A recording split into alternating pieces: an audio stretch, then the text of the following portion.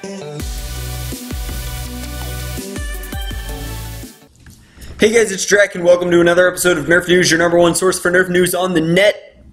Let's talk about the Terra Scout. So the Terra Scout is coming in at a whopping 200 United States dollars worth of retail value, and I say value because for the first time in a very long time, this is a very expensive product coming out of Hasbro that I honestly think is worth it. I know. Now, bear with me.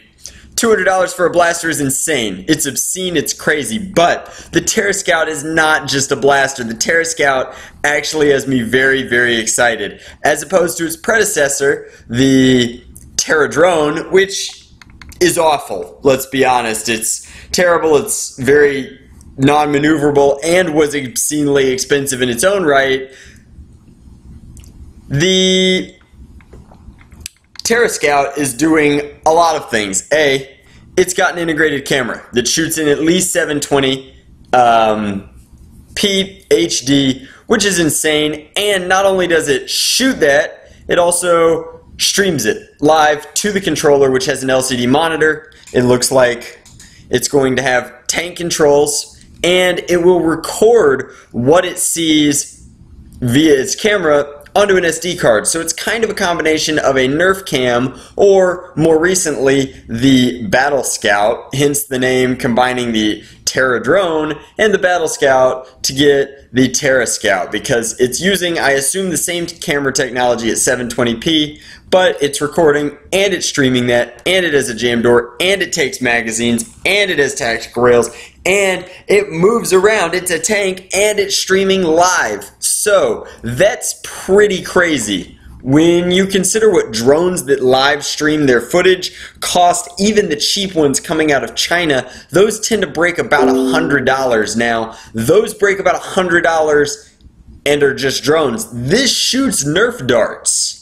That's crazy cool. It's a Nerf dart shooting, live streaming, fully operational robot, and it comes with a nickel metal hydride battery, so it's already a rechargeable Nerf blaster. For the first time in a long time, that's something that we have as an option now. That I don't think has actually ever happened before, now that I really think about it. And it's the first step to electronic flywheel blasters that make a lot of sense in terms of their rechargeability. The things that modders have been doing for years with rechargeable batteries, things like ultrafires, things like lipos, this is going to be doing right out of the box. It's a slightly less potent battery chemistry, but it's still doing that. So you get the battery, you get the remote, you get all the camera technology, and you get a fully operational flywheel blaster. Let's be honest, guys, this is basically a rapid pistol.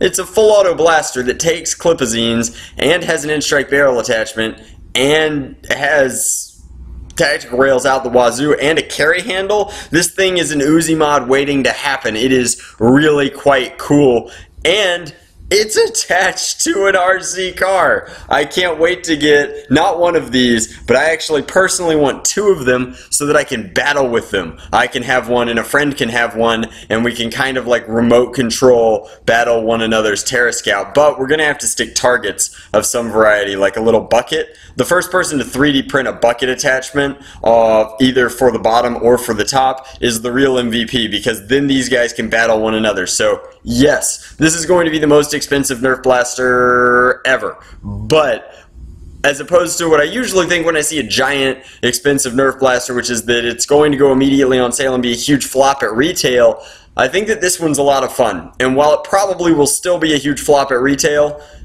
it looks insanely cool. It's something that I'm excited to play with, and that doesn't happen very often when Nerf announces their crazy, weird, expensive gimmick blasters. But I'm still not excited about the Battle Scout. I didn't even care about the Terra Drone, but this guy looks like a lot of fun. Of note, there are 4 different settings on here, so I think that battling them will be easy up to 4 players. Somebody at Hasbro thought of that for me. How very, very kind of them. So let me know what you think of the Terra Scout, because I'm super excited about this blaster, and I'm really curious if other people are even remotely interested about it, so that I'll know if other people will be able to bring them to wars so that we can battle. But the only thing I don't like is the tank treads. I wish it just had standard 4-wheel control so that it could go faster. I mean, I'm sure that if I overvolt the tank tread motors, it'll be fine, but kind of disappointing. I would rather it just roll on these wheels as opposed to have all this nonsense clockwork going on. But other than that, the Terra Scout looks sweet. It's a cool blaster